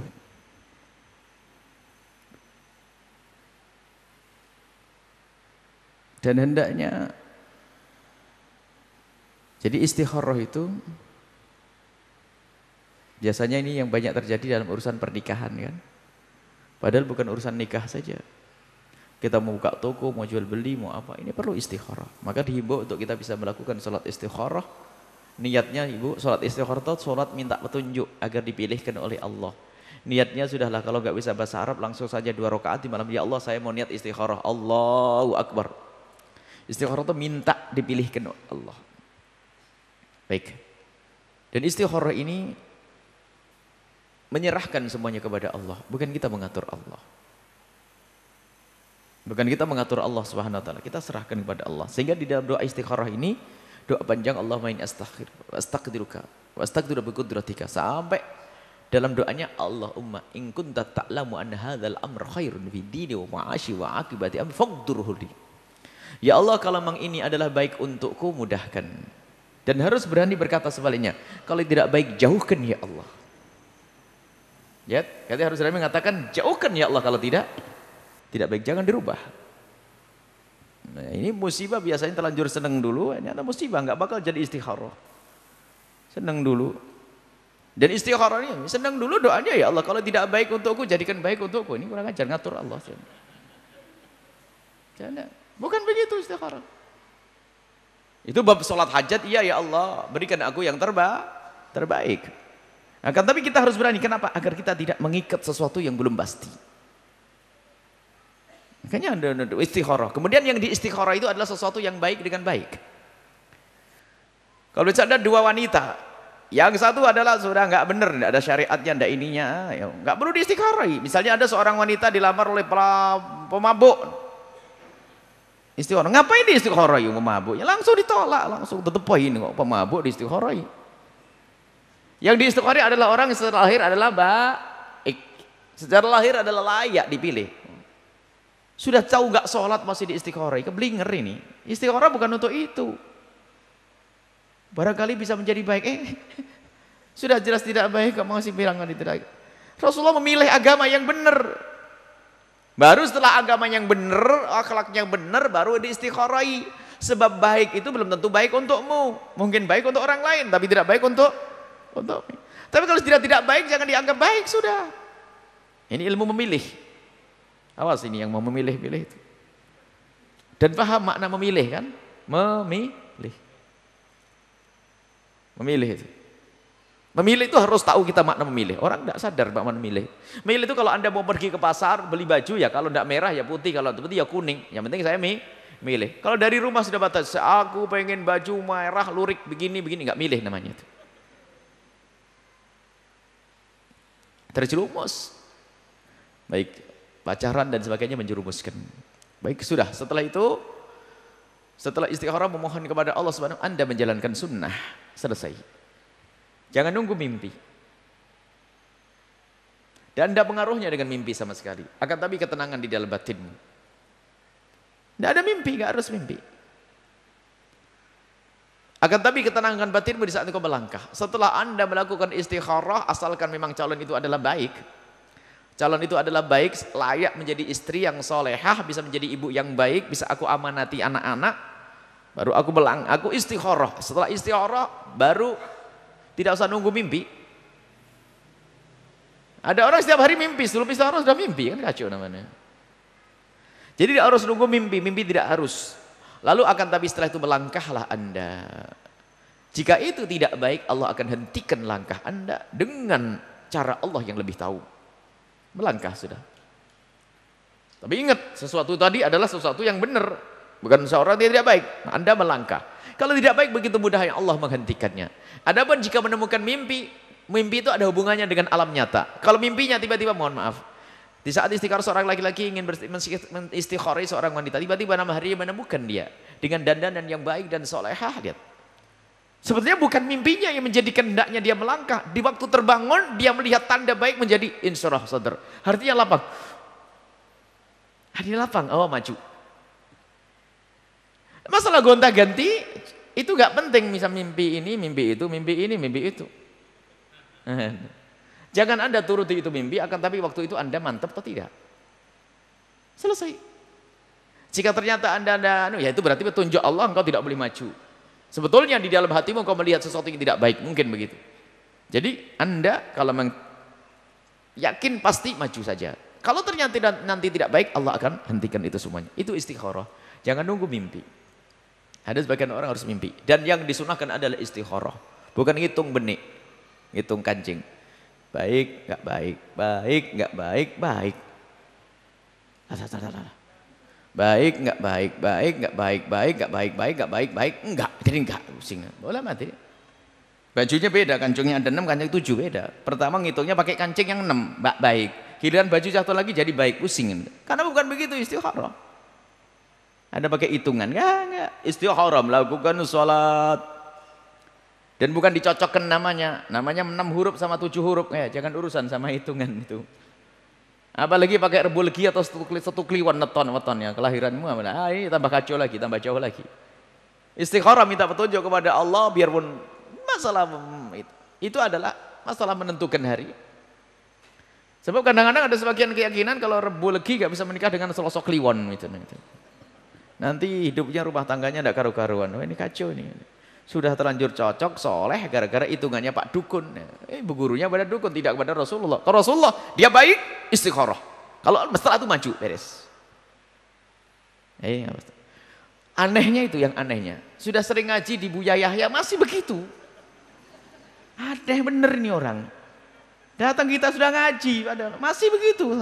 Katanya harian ini, waduh saya marahi habis-habisan. Ini masih ngaji di sini, kopengnya taruh di mana itu? Itu istikharah, minta petunjuk dari Allah, selesai. Gak usah pakai hitung-hitungan. Sudah cocok semuanya gara hitung-hitungan. Sampai nikahnya pun harinya gak ketemu. Karena apa? Dihitung harinya nikahnya harus hari ini. Yang paling bagus, paling cepat sekarang aja kalau perlu nikah. Gak usah nunggu harinya Pak Dukun itu. Semua hari Allah adalah bagus. Selagi untuk kebaikan. Hari jelek itu hari apa? Hari maksiat. Hari Minggu bagus ya. Hari Minggu bagus bagi orang yang memang liburnya hari Minggu. Kan bisa ketemu semuanya. Dalam urusan kebaikan, ya usah nunggu hari ke depan, enggak usah. Mentang-mentang hari Jumat baik, hari ini hari apa? Selasa. Punya duit 50 juta. Mau sedekah. Saya pengen sedekah hari Jumat saja Buya, karena hari Jumat hari baik. Oh enggak, sekarang keluarkan duit, kelamaan hari Jumat. Kalau sudah nunggu hari Jumat, setannya ngomong buat minimarket nanti. Jadi hari baik adalah kapan engkau berbuat baik, itu adalah hari baik untukmu. Sebaik-baik kebaikan dipercepat, jangan ditunda. Sebaik-baik kebaikan dipercepat. Menikah, percepat. Sedekah, percepat. Kebaikan, nyumbang, percepat. Jangan nyepelekan yang gede apalagi. Yang kecil saja, biarpun 5.000 mau nyumbang. Itu kalau tidak cepat buru-buru, keluar beda, jadi permen nanti. Cepat sudah keluar kena cepatnya. Baik itu ya, istikharah semuanya. Ya ada soleh semuanya. Dapat solehah. Ngapain enggak solehah? Ngerepoti enggak solehah itu. Ngerepoti sudah. Dikasih begini enggak cukup, kasih ini. Sama yang enggak soleh itu Masya Allah kurang memukul, kurang ajar. Masa mau dengan laki-laki itu? Hanya gini yang mau itu. Kita ajari yang benar ini. Makanya milih yang benar. Maka jangan dulu kan senang sekarang bahasa-bahasa khayal demi cinta. Nyungsep tuh. Dibohongi oleh hawa nafsu, bukan cinta. Akan tapi itu hawa, cinta itu indah, membawa kepada Allah, itu cinta hakiki. Tapi kalau mau menjadikan jauh dari Allah adalah dusta, bukan cinta. Memberi harapan kepada seseorang tidak diperkenankan jika harapannya adalah urusan-urusan yang semacam ini. Urusan pernikahan dan sebagainya. Akan tapi memberi harapan sesuatu yang mungkin kita bisa memberinya tentang kebaikan diperkenankan. Memberi kabar gembira, contohnya apa? Kita ingin membantu seseorang. Keuangan dan kita ada gambaran uang, lalu kita beri harapan. Insya Allah besok ke rumah saya semoga bisa bantu. Cuman kelihatannya kalau ada pertanyaan istikharah kemudian harapan ini kayaknya ceritanya lain. Saya harus bicara lain nih. Misalnya ngasih harapan insya Allah, kamu kira-kira mau enggak dengan anak itu? Ya, kalau seperti dia tuh sepertinya memang susah untuk ditolak karena orangnya baik. Padahal dia sudah nggak mungkin. Ada orang memang seneng rayu ya. Ada, hati-hati ya. Ada orang kalau ngomong itu nggak bisa terang-terangan, nggak bisa jelas. Hanya pokoknya membawa kalimat yang pokoknya dia tetap berharap. Gimana kamu? Ini mau enggak dengan dia? Bisa enggak? Sebetulnya sudah tahu keputusannya, dia tidak akan melangkah ke dia. Cuman kadang dia karena dia mendasar perayu ngomong subhanallah. Kalau sampai tidak diambil nyesel itu orang itu. Padahal dia dengar, ini bahasa-bahasa memberikan dengar sampai ke kupingnya dia. Dipikir kita bakal meminang di dia, jangan. Yang memberikan harapan lalu itu adalah harapan palsu, apalagi untuk menjerumuskan akan dipotong harapannya nanti di akhirat. Ada orang memang begitu model, semua dikasih harapan. Dan itu biasanya bangga. Khususnya kaum wanita, bapak-bapak juga sama, laki-laki. Jadi seneng kalau banyak yang ngelamar, banyak yang ini. Jadi banyak ngasih harapan sama semua orang. Setiap orang ngasih harapan. Kasih harapan. Itu adalah murah.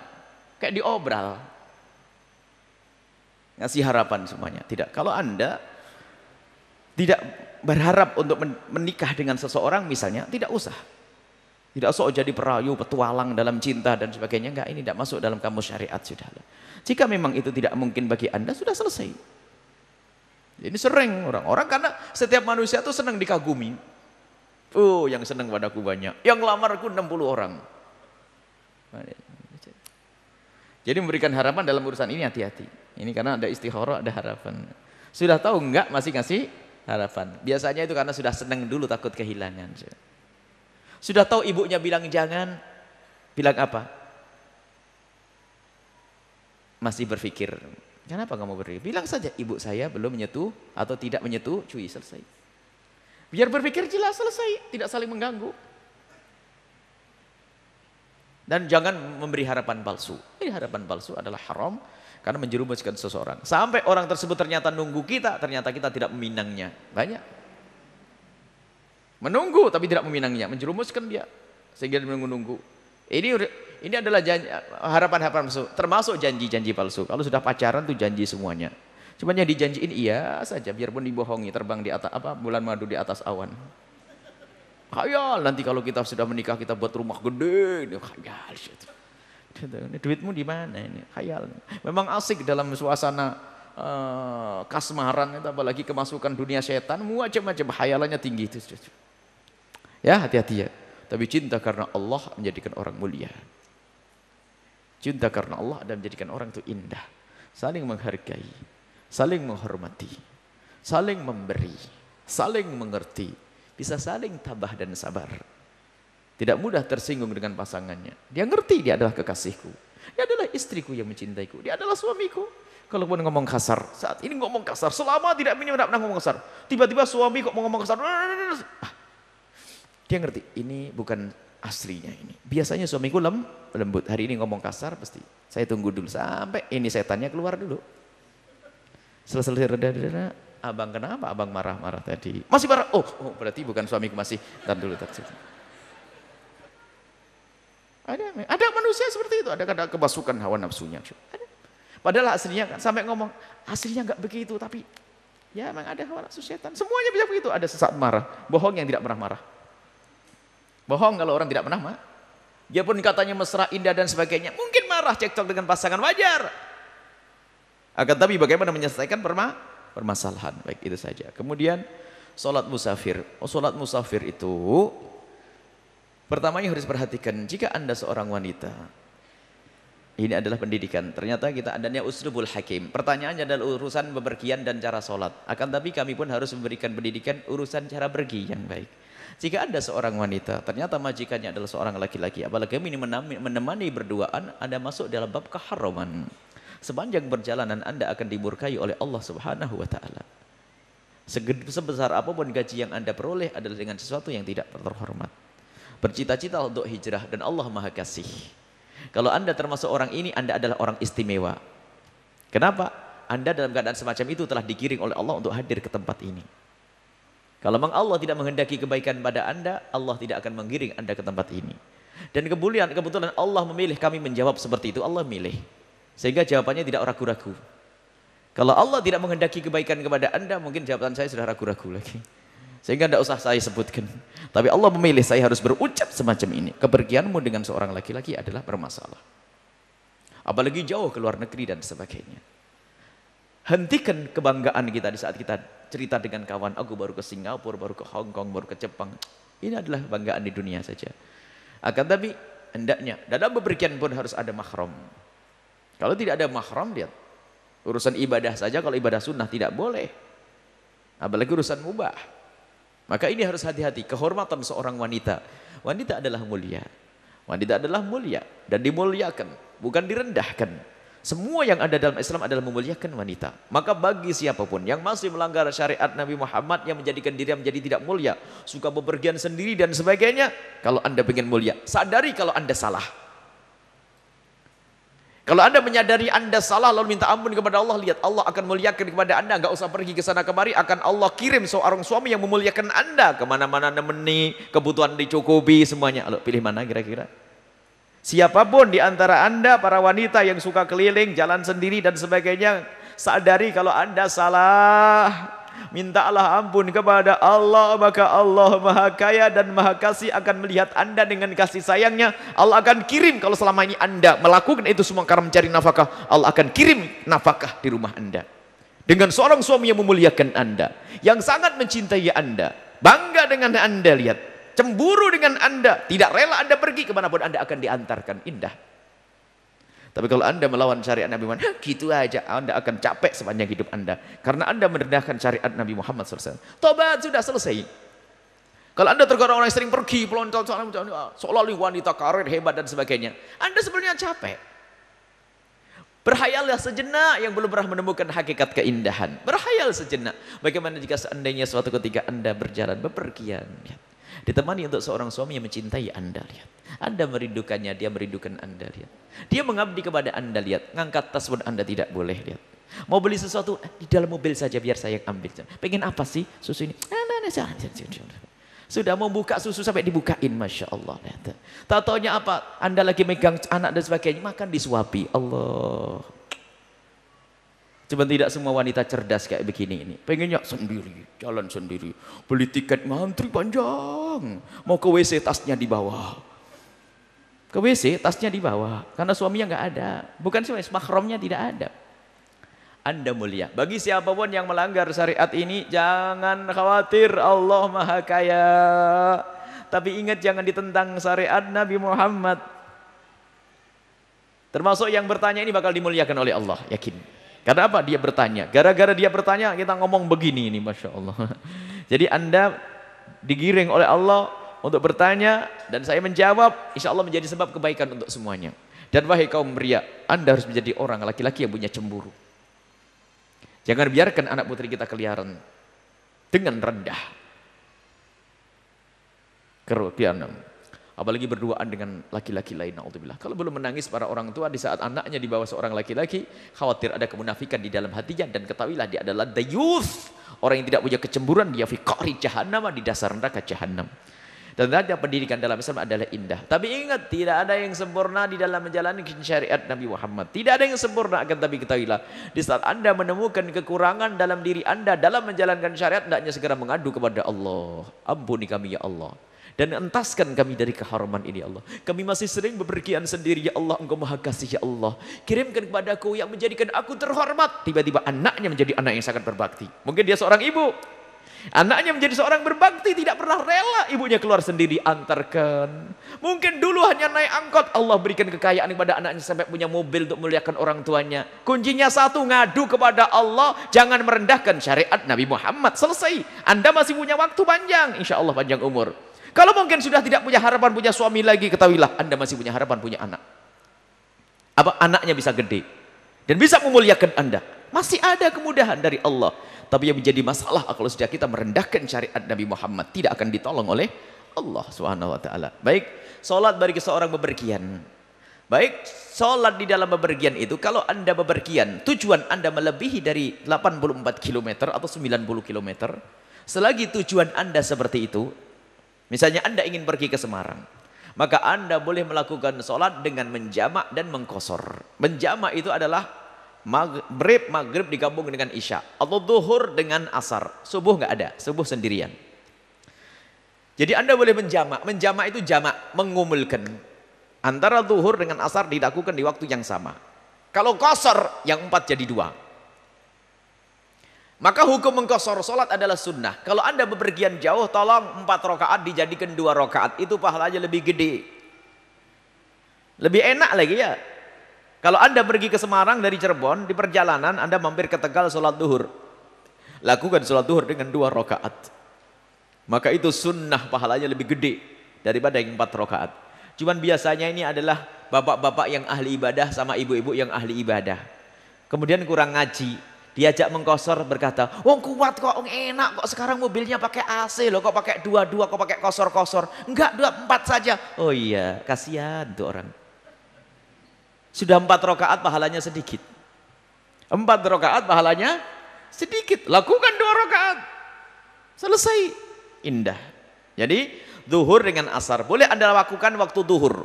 Misalnya Anda perjalanan ke Semarang, mampir di Brebes zuhur. Syaratnya ada boleh mengqashar kalau kita sudah keluar dari wilayah kotanya. Atau wilayah kecamatan sudahlah. Kecamatan sudah boleh. Jadi kita sudah keluar dari wilayah kecamatan, karena balad itu adalah kalau sudah ada hakim satu, ada KUA kan kecamatan, ada hakim satu, ada pasar satu, itu namanya baldah.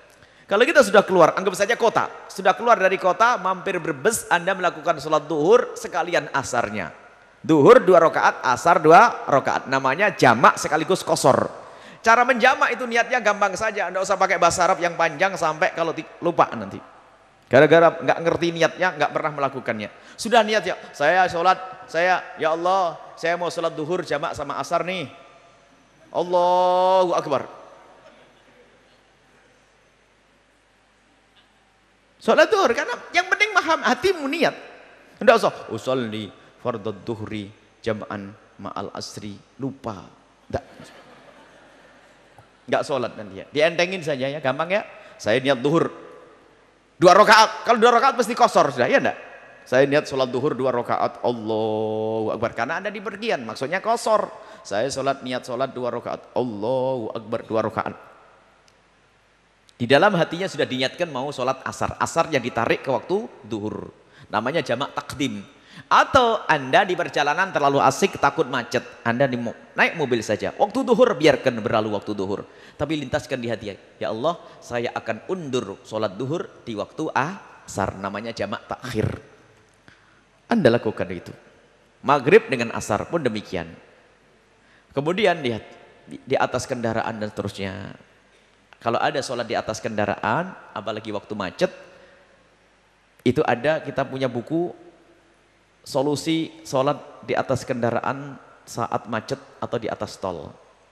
Itu sangat mudah itu. Tidak ada orang yang boleh meninggalkan sholat karena waktu itu tidak akan panjang-panjang, itu sudah ada.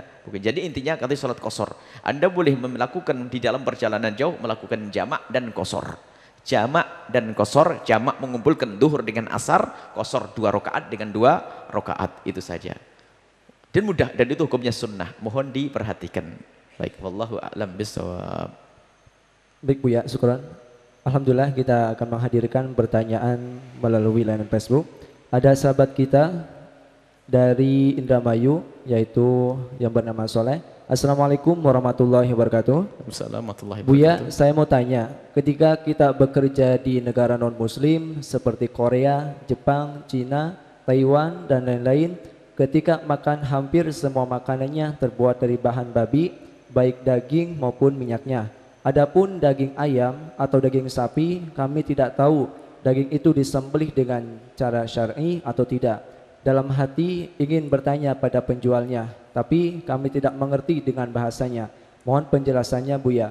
Dan minta doanya Buya, agar suatu saat nanti kami bisa berjualan makanan-makanan yang benar, halal di tempat itu, agar saudara-saudara kami di sana bisa makan makanan yang halal, bukan makanan yang haram. Syukron Buya.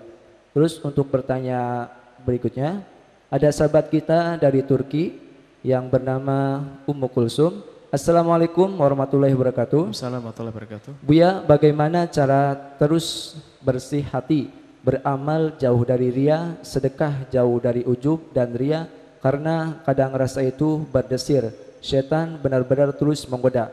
Mohon petunjuk Buya. Makasih Buya. Assalamualaikum warahmatullahi wabarakatuh. Assalamualaikum warahmatullahi wabarakatuh. Jika kita meyakini bahwasanya di sebuah tempat itu adalah dijual babi dan sebagainya, maka kita tidak boleh makan di tempat tersebut. Dan hukumnya adalah haram, daging babi tidak boleh dimakan oleh kaum muslimin. Tidak boleh. Kalau masalah urusan makan itu yang menjadi masalah adalah kita mau atau tidak menjaga keharaman. Kalau kita ingin yang halal tidak susah. Ya jangan makan daging, kita bisa masak sendiri lebih irit lagi, duitnya bisa dibawa pulang ke rumah lebih banyak lagi. Bikin magicom beras. Kemudian beli telur. Tidak ada telur babi insyaallah. Telur, dadar sebagainya, tidak ada masalah. Mie yang jelas mie Indonesia, mie ini bisa. Enggak susah. Dan Anda tidak usah memaksakan untuk makan daging dan sebagainya. Enggak akan gatel, enggak akan ini. Kita perlu takut kepada Allah Subhanahu wa taala. Pun demikian kami tetap menghimbau. Kita mampir, kita ke Korea, kita ke Hong Kong, kita ke Taiwan dan sebagainya. Saudara-saudari kita yang ada di sana, kami himbau mereka. Kami mencintai mereka hingga kami perlu datang ke sana. Biarpun kami melarang jika ada yang mau berangkat pergi ke sana, khususnya wanita. Kalau ada yang mau pergi ke Taiwan, ke Hong Kong dan sebagainya kami larang, jangan pergi.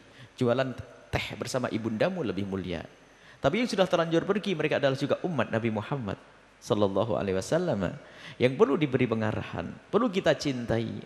Jangan sampai di saat mereka jatuh karena mereka melakukan bepergian yang seperti itu jatuh, melakukan kesalahan. Jangan sampai dia menjadi orang yang sudah jatuh ketimpa tangga. Kita ingin tolong mereka. Ya sudah terlanjur pergi ke sana, kita datangi, kita himbau untuk bisa kembali kepada keluarganya secepatnya, dekat kepada Allah, banyak istighfar di sana. Sadari kalau ini kesalahan, semoga segera dipulangkan dan di Indonesia bisa bahagia dan seterusnya. Kita mencintai mereka dan kita tidak mencaci mereka. Memang kita mengatakan pergi ke sana adalah salah seorang wanita. Tapi ketahuilah pendidikan harus diberikan. Tidak ada hamba yang tidak bersalah. Akan tapi hendaknya kita memandang semuanya dengan mata kasih sayang dan cinta. Kita tidak ingin ada orang yang di Taiwan masuk neraka, tidak ingin yang di Jepang masuk neraka. Kita ingin semuanya menjadi ahli surga. Kalau mereka melakukan kesalahan, hendaknya segera tobat kembali kepada Allah. Allah Maha Luas dengan pengampunannya. Baik, cita-cita Anda untuk buat makanan rumah makan di sana yang Islami bagus dan jangan ragu. Kemudian untuk bertanya jangan ragu Anda bertanya. Akan tapi ketahuilah kalau sudah rumah makan itu ada babinya, tentunya penggorengan adalah satu, ini satu dan sebagainya. Dan kemudian ayam sendiri sembelihannya adalah dengan cara syariat Islam. Pembelian syariat Islam. Jadi kalau orang tidak mengerti cara sembelihan yang benar, syariat Islam itu bukan sembelihannya orang di luar Islam jika itu ahli kitab adalah halal kita makan. Asalkan penyembelihannya secara Islami maksudnya dipenggal lehernya. Sebab ada penyembelihan tidak secara Islami bukan di lehernya. Dicekik, ada kan? Agar darahnya tidak keluar. Ada. Kalau itu bukan cara Islami, harus sembelih. Biarpun yang menyembelih adalah ahli kitab, orang Yahudi dan Nasrani, lihat, adalah halal untuk kita makan. Halal untuk kita makan ayam. Asalkan ayam beneran, ayam. Tapi kalau babi apapun bentuknya tidak boleh kita makan, haram. Dan babi juga menurut mazhab kita Imam Syafi'i dan jumhur adalah haram. Baik, kecuali murid dari Imam Malik. Baik, inilah jadi Anda cita-cita mulia, insya Allah dimudahkan oleh Allah Subhanahu Wa Taala. Tapi kalau selagi Anda Tidak menemukan makanan yang jelas-jelas halal, Anda tidak boleh masuk ke tempat itu makan. Kalau pengen harus beli yang sesuatu yang yakin tidak haram. Ya kayak tadi, masak sendiri, dan tidak ada masalah. Yang jadi masalah adalah orang itu kurang nerima. Masak itu sekarang zamannya, apalagi di negeri maju sana, namanya magicom macam-macam, magicom kecil, magicom gede dan sebagainya. Ada itu mudah, goreng telur sebagainya. Bawa beli mie dan sebagainya beres insyaallah, aman, kehalalan. Kemudian bagi pertanyaan yang kedua adalah, Masya Allah ini pertanyaannya pendek adalah panjang, barangkali saudari yang Umi Kultum yang ada di Turki, Anda bisa mengambil video kami berjudul Abadikan Amal dengan Ikhlas.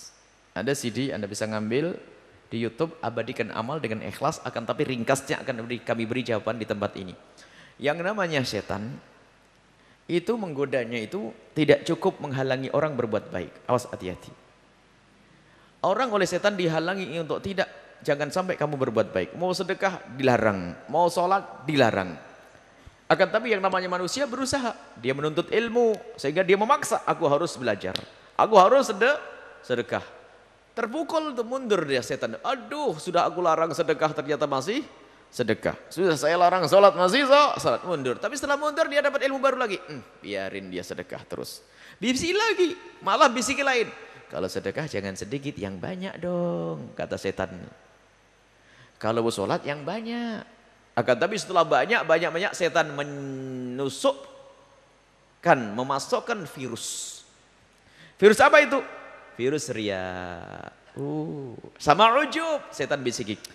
Kamu ngerasa enggak ada orang yang sedekah sebanyak kamu ini. Lihat, yang lain paling 5.000, 10.000, kamu 100.000. Oh iya setan, siapa dulu orangnya? Obrolan sama setan itu sudah asik tuh.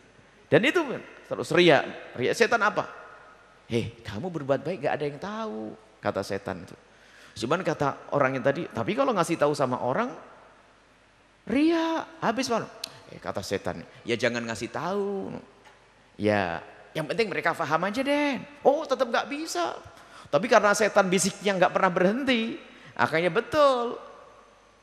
Dijaga itu, sedekah 10 juta kepada orang fakir di tetangganya, dia ikhlas, bahkan sampai pesen-pesen, jangan dikasih tahu sama orang. Pengennya ikhlas, dia ngerti ilmu ikhlas, cuman setan gak diem. Setahun, 2 tahun, 3 tahun ngasih tetangganya bantuan, ikhlas karena Allah. Ikhlas, setahun dijaga, 2 tahun dijaga, 4 tahun dijaga, 5 tahun dijaga, 10 tahun, punya masalah sama tetangganya. Sudah punya masalah, tetangganya sedikit kurang ajar. Ingat kata setan, kamu sekarang kurang ajar. Dulu pernah saya bantu 10 juta ya. Oh ingat, 10 tahun riak itu muncul. 10 tahun riak itu muncul. Allah, hati-hati. Dan kadang-kadang yang namanya riak itu halus. Loh, kok riak? Iya. Biar ditanya sama orang, semalaman ngelembur ya, kok sampai ngantuk? Oh bukan, saya tahajud saya terlalu awal. Mau ngasih tahu kalau tahajudan. Pinter setan tuh, hati-hati.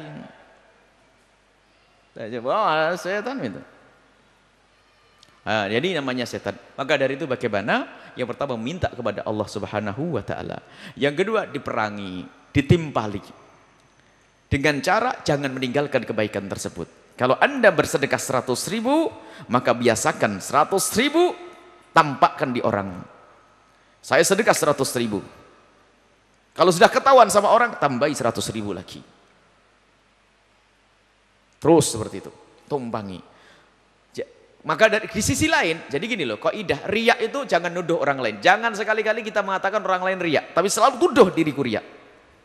Awas, kayaknya kamu. Apalagi kalau sudah punya amal ketahuan sama orang, anggap kayak batal. Waduh, ketahuan sama orang, astagfirullah ya Allah. Sudah 10 juta ketahuan sama orang, tak tomboi lagi. Tak kembalikan lagi 10 juta biar selamat. Dipancing lagi dengan 10 juta berikutnya. Maka kalau 10 juta ini akan mengembalikan 10 juta yang awal. Bahkan termasuk cara memerangi riya itu adalah seperti riya. Makanya jangan menduga orang lain riya. Awas, hati-hati, jangan sampai kita mengatakan orang lain riya. Ada orang misalnya bersedekah ke masjid ini, mohon maaf, bicara sama ketua DKM, tolong Pak Ketua, saya akan nyumbang ke masjid ini, tapi tolong setiap Jumat diumumkan. Setiap Jumat diumumkan. Awas kaidahnya, jangan nuduh orang lain riya. Biasanya kita gampang, ya gitu aja kok diumum-umumin riya. Kok enak banget kita ngurus orang lain riya? Belum tentu riya, bisa saya dia adalah orang yang memerangi riya. Bagaimana dia memerangi riya? Dia ngomong kepada ketua masjid, tolong kalau saya nyumbang kasih tahu, umumkan sebelum sholat Jumat dan setelah sholat Jumat selama 1 bulan. Orang mikir, kok gitu? Iya pokoknya. Rupanya dia pengen merangi riya. Betul diumumkan. Pak Haji ini telah menyumbang 10 juta. Orang ngomong apa? Nyumbang aja dipamer-pamerin. Padahal dia ingin memerangi riya. Nyumbangnya 200 juta. Cuman pengen diumumkan berapa? Ayo, bisa enggak Anda begitu? Lakukan. Anda nyumbang 500.000, bilang 10.000. Saya sudah nyumbang 10.000 nih, alhamdulillah. Padahal masuknya berapa? 500.000. Latih yang demikian itu. Anda sholat di depan orang boleh. Allahu Akbar. Calon mertua belakang kita. Biarin. Allahu Akbar. Mantuku rajin sholat. Nambah lagi 2 rakaat. Belum pergi mertua. Nambah lagi 2 rakaat yang calon mertuanya. Nambah lagi sampai 10 rakaat. Sampai mertuanya yakin mantuku soleh. Tapi niatnya nggak bener kan? Karena bisa sanjung mertua. Tapi untuk merangi riya, sampai rumah di kamar yang sempit kunci. Ceklek. Tadi aku sholat, kamu sholat, pengen lihat mertua ya. Sekarang kalau sampai kamu tidak mau sholat lebih banyak dari itu, kamu masuk neraka. Sholatnya di kamar yang sempit lebih banyak dari itu. Lakukan seperti itu. Jadi jangan ragu berbuat baik dilihat orang. Jangan takut riya. Oh enggak, kelihatan orang nggak apa-apa. Akan tapi di saat sembunyi, Anda melakukan lebih banyak dari di saat terlihat. Ini cara, dan itu diajar, dilakukan oleh Imam Ali. Yunfikuna bil alladzina yunfikuna amwalahum, sedekahkan hartanya bil laili wan nahari. Ada yang disedekahkan siang hari, ada malam hari, sirra wa alaniyatan, ada yang sembunyi, ada yang terang-terangan. Terang-terangan untuk melatih. Baru setelah itu kita berbuat apa? Sembunyi. Ini memerangi. Baik, saudari Umi Kulsum, apa penyakit Anda riya? Kalau Anda urusan sedekah, sedekahlah. Di depan orang nggak apa-apa. Berapa yang Anda sedekahkan? 10 juta. Baru setelah itu Anda sedekah sembunyi berapa? Lebih banyak dari itu. Atau Anda sembunyikan, misalnya Anda menyumbang orang misalnya 50 juta. Anda katakan cuma 10 juta. Itu melatih. Sebab yang dikhawatirkan orang takut riya, gara-gara takut riya apa? Waduh, kalau riya itu masuk neraka, riya itu dosa gede. Ya sudah, mending nggak usah sedekah. Oh, penyakitnya. Mending tidak usah sholat. Bukan begitu, lakukan sholat, akan tapi perangi dengan cara semacam itu. Ceritanya panjang, insyaAllah. Mintalah kepada Allah. Allahu a'lam bishawab. Baik, ini saja, mari kita tutupkan doa. Bismillahirrahmanirrahim. Alhamdulillahirrabbilalamin. Allahumma salli ala Sayyidina Muhammad wa ala Sayyidina Muhammad. Irhamna wa la tu'adzibna, wa ansurna wa la tahlulna, wa afina wa la tumridna, wa akrimna wa la tuhinna, wa athirna wa la tuthir alaina, innaka ala kulli syai'in qadir. Allahumma ya Allah, ya Allah, jauhkan kami dari berdusta ya Allah. Jauhkan kami dari berbohong ya Allah. Jaga lidah kami dan jaga hati kami ya Allah. Dan kami mohon ya Allah, kami mohon ya Allah, buka hati kami ya Allah, agar kami mudah untuk mengenalmu ya Allah. Sehingga kami sampai kepada maqam ma'rifah ya Allah. Hanya melihatmu ya Allah, mencintaimu ya Allah, iman kepadamu ya Allah.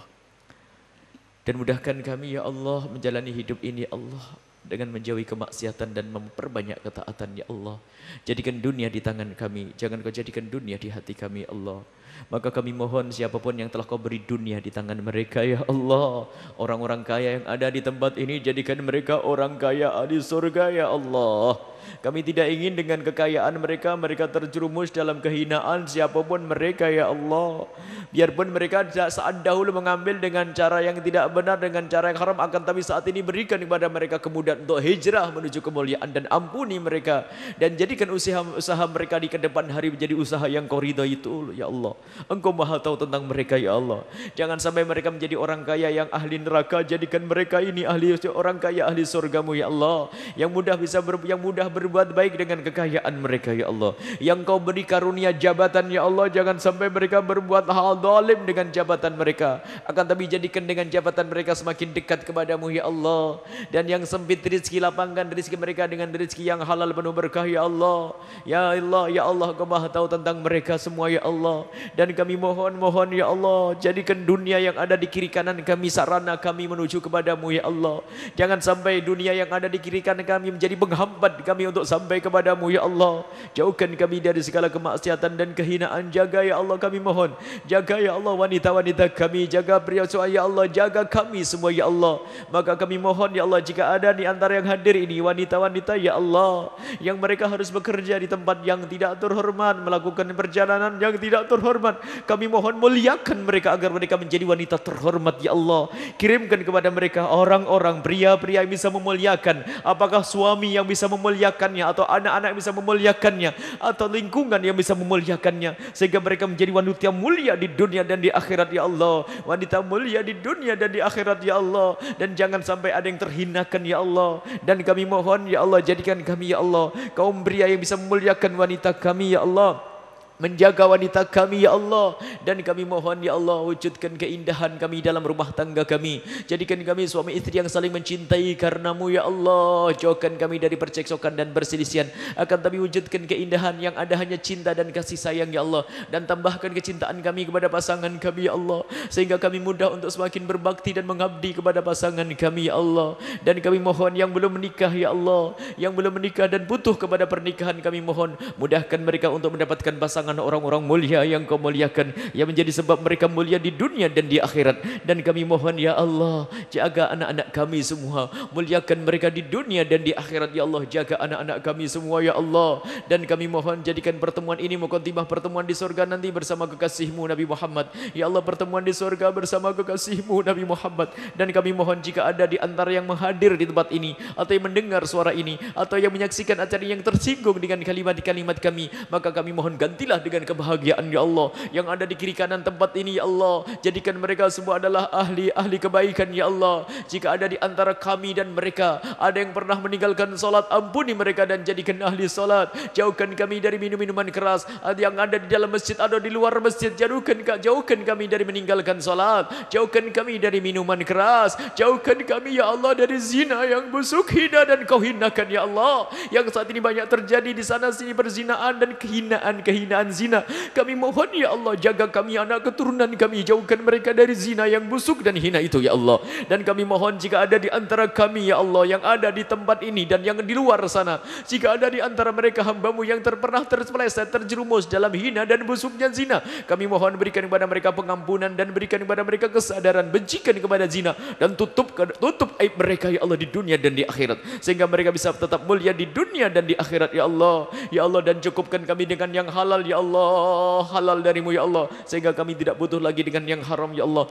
Kami mohon yang sempit rezeki lapangkan dengan rezeki yang halal berberkah, yang sakit sembuhkan, yang punya hutang mudahkan kami dalam bayar hutang-hutang kami. Dan kami mohon ampuni orang tua kami dan guru-guru kami, berikan kasih sayangmu kepada mereka, dan panjangkan umur kami dalam ketaatan serta sehat walafiat. Dan kami mohon ya Allah, semua yang berjuang bersama kami berikan ketulusan dan keikhlasan, jadikan mereka ahli surgamu, mereka dan anak keturunan mereka. Dan kami mohon kirimkan ke tempat ini orang-orang tulus dan ikhlas ahli surgamu ya Allah, ahli surgamu. Dan kami mohon jauhkan kami dari benci dan dendam, jauhkan kami dari benci dan dendam, jauhkan kami dari penyakit hati. Maka kami mohon jika ada orang berbuat salah kepada kami, jika ada orang menyakiti kami, jika ada orang zalim dan aniaya kepada kami mohon jangan kau timpakan musibah kepada mereka ya Allah. Berikan kepada mereka pengampunanmu dan kesadaran, berikan kepada mereka segala kebaikan ya Allah. Dan kami mohon ya Allah, panjangkan umur kami dalam ketaatan serta sehat walafiat, dan berikan kepada kami semua husnul khatimah, mati dalam keadaan iman. Dan kami mohon ya Allah, jadikan ucapan kami ya Allah di akhir hayat kami kelak saat kau hendak mencabut nyawa kami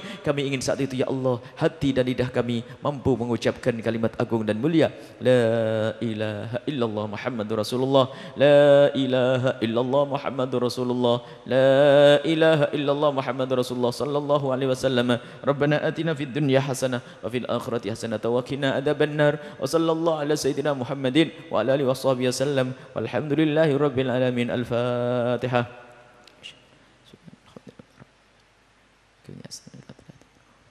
Amin. Mohon maaf, mohon doa selalu. Mohon maaf atas keterlambatan. Wabillahi taufiq hidayah. Assalamualaikum warahmatullahi wabarakatuh.